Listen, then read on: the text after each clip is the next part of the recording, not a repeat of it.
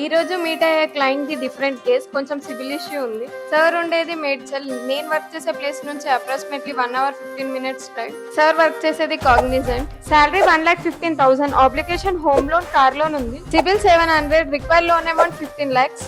Sir 2 banks లో personal loan కి apply చేశారు, బట్ బ్యాంక్స్ రీజన్ చెప్పకుండా రిజెక్ట్ చేశాయి. బట్ మా టీం బ్యాంక్ నుండి రిజెక్టెడ్ అప్లికేషన్ రిపోర్ట్ తీసుకొని లేటెస్ట్ సిబిల్ రిపోర్ట్ తో కేస్ ని రివ్యూ చేశారు. ఈ కేసులో మెయిన్ ఇష్యూ ఏంటంటే లాస్ట్ 12 months లో ఎగ్జిస్టింగ్ లోన్ లో 2 డిలే పేమెంట్స్ అయ్యాయి, బట్ బ్యాంక్స్ మాక్సిమం 1 year లో 1 డిలే పేమెంట్ మాత్రమే యాక్సెప్ట్ చేస్తాయి. సార్ హెల్త్ ఇష్యూ వల్ల డిలే పేమెంట్స్ జరిగాయని కన్ఫర్మ్ చేసుకుని sir salary account axis bank అవ్వడం వల్ల యాక్సిస్ బ్యాంక్ లో లాగిన్ చేశాం.